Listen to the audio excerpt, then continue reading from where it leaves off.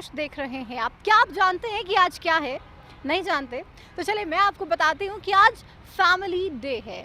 शायद इस डे के बारे में आपने पहले कभी सुना नहीं होगा, क्योंकि ये इंडिया में सेलिब्रेट नहीं किया जाता, ये साउथ अफ्रीका में सेलिब्रेट किया जाता है।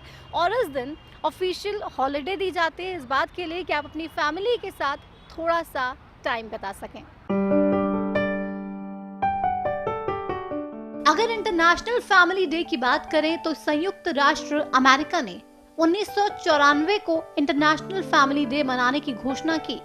पूरी दुनिया के लोगों के बीच परिवार की अहमियत बताने के लिए हर साल 15 मई को इंटरनेशनल फैमिली डे मनाया जाने लगा।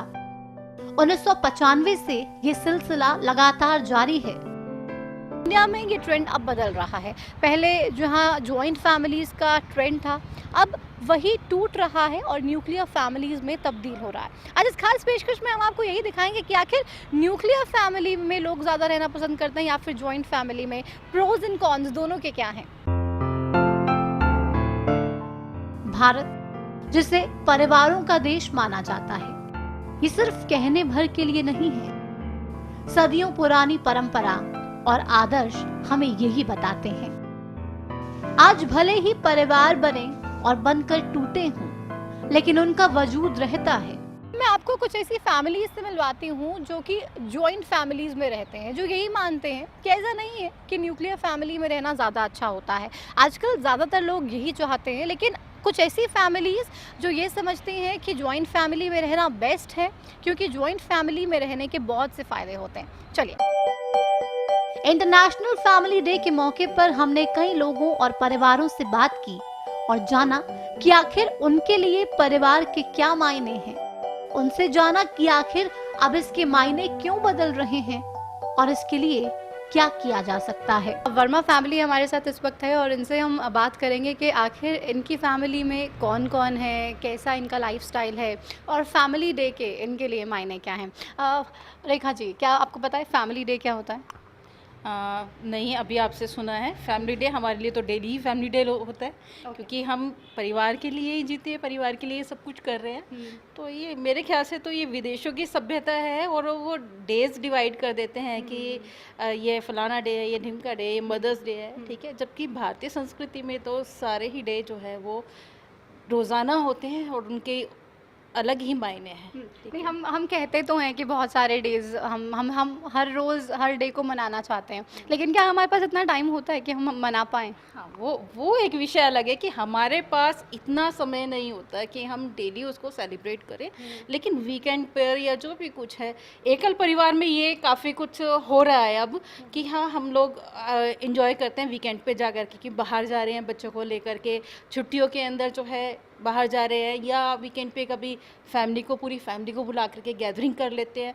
तो उसका एक अपना अलग मज़ा होता है। बहुत सारे अनुभव हैं मेरे पास में जॉइंट फैमिली के। बहुत कुछ अच्छा भी है और बहुत कुछ बिखरता हुआ जब देखते हैं तो बहुत दुख होता है उसके आई वांट कि अंदर। आप कुछ शेयर हमसे कीजिए, क्योंकि पहले बहुत ज़्यादा ट्रेंड था जॉइंट फैमिलीज़ का, लेकिन अब ये बदल के अब न्यूक्लियर फैमिलीज़ में ज़्यादा कन्वर्ट हो रहा है। क्या लगता है आपको उसके पीछे क्या रीज़न हो सकता है? उसके पीछे सबसे बड़ा रीज़न ये है कि जब बड़ा परिवार होता है तो एक जब तक अनमैरिड होते हैं सब लोग, तब तक माँ बाप के अंडर में होते हैं, सब कुछ चलता है, ठीक ठाक चलता है, स्मूथली। लेकिन जैसे परिवार बढ़ता चला जाता है, तो जैसे देश का हाल है जनसंख्या बढ़ने पर होता है, वही हाल जो है एक परिवार का जनसंख्या बढ़ने पर होता है। देखिए, पांचों उंगलियां बराबर नहीं होती हैं।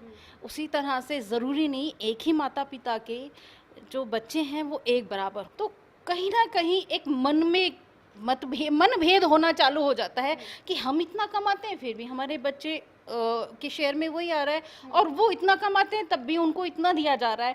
तो पहले मनभेद होता है और उसके बाद मतभेद होता है। बट ऐसा नहीं लगता कि लाइक जो प्रॉब्लम्स होती है, डिफ़िकल्ट टाइम्स होते हैं, जैसे आजकल फैमिलीज़ में ये हस्बैंड वाइफ और उनके एक बेटा और एक बेटी, हस्बैंड वाइफ दोनों वर्किंग हैं, दोनों बच्चे अकेले हैं घर पे, या एक अगर डॉटर अकेली है, उसके ब्रदर को कहीं बाहर जाना है, कुछ भी प्रॉब्लम हो, कुछ भी अकेले हो, तो वो कैसे हैंडल करेगी? हाँ, उस टाइम में मैं मानती हूँ। देखिए, हर चीज़ की अलग अलग जो है मैं कहती हूँ सहूलियत जो है उस हिसाब से हमें माननी चाहिए। तो जॉइंट फैमिली के अंदर ये फ़ायदे होते हैं, ठीक है। लेकिन जो मेंटली प्रेशर जो मिलता है, जो टॉर्चर मिलता है उसके अंदर, ठीक है, वो मेरे ख्याल से वो इससे कहीं ज़्यादा होता है। ये हम प्रॉब्लम कहीं ना कहीं सॉर्ट आउट कर लेते हैं। हमारे बच्चे जब शुरू से ही अकेले रहते हैं तो वो उनको आदत पड़ जाती है। मतलब आपके जॉइंट फैमिली में रहना टॉर्चर है? नहीं नहीं, ये नहीं कह रही मैं कि टॉर्चर है, ठीक है, लेकिन उनके झगड़े देख करके, क्योंकि उसके अंदर क्या होता है, अब हम अकेले रह रहे हैं, हम अपने बच्चों को संस्कार दे रहे हैं, अच्छे संस्कार देते हैं, सभी देते हैं माता पिता, लेकिन वहाँ जब एक भाई दूसरे एक भाई का कॉलर पकड़ता है और एक की वाइफ दूसरी वाइफ की चोटी पकड़ती है और इस तरह के सीन क्रिएट्स होते हैं, तो बच्चों के ऊपर, बच्चों के अंदर क्या संस्कार जाते हैं वो आप खुद सोचिए। चाहे कितने ही पढ़ी लिखी फैमिलीज हो, लेकिन उनके अंदर मनभेद और मतभेद होता ही है। और आजकल हो रहा है कि जॉइंट फैमिली एक हद तक रहती है, लेकिन जब वो एक माता पिता ये देखते हैं कि हाँ अब हमारे बच्चों के बीच में मनभेद और मतभेद हो रहा है, तो वो परिवार को तोड़ने से अच्छा वो मकान को तोड़ देते हैं। चाहे कुछ भी कारण है, हम संस्कार ऐसे दे रहे हैं, बीज ऐसे बो रहे हैं अपने परिवारों में, या कुछ भी, या हमें अपने बड़ों से ऐसा कुछ मिला है कि हर व्यक्ति स्वार्थी होता जा रहा है, उसके पास इतना समय नहीं है कि वो पूरे परिवार को समय दे। अब आप ये देखिए, मेरे हस्बैंड भी वर्किंग है, मैं भी वर्किंग हूँ, ऐसे में मैं अपने दोनों बच्चों को, ठीक है, मेरी मदर इन लॉ भी मेरे साथ रहते हैं, लेकिन अभी किसी कारण से वो मेरे सिस्टर इन लॉ के पास गई हुई हैं, ठीक है, क्योंकि उन्हें परेशानी हो रही है, इसलिए अब उनके बिना मुझे भी परेशानी है, क्योंकि मैं भी वर्किंग हूँ, तो पीछे से वो बच्चों को देखती हैं, ठीक है। तो मेरे साथ ऐसी कोई ऐसी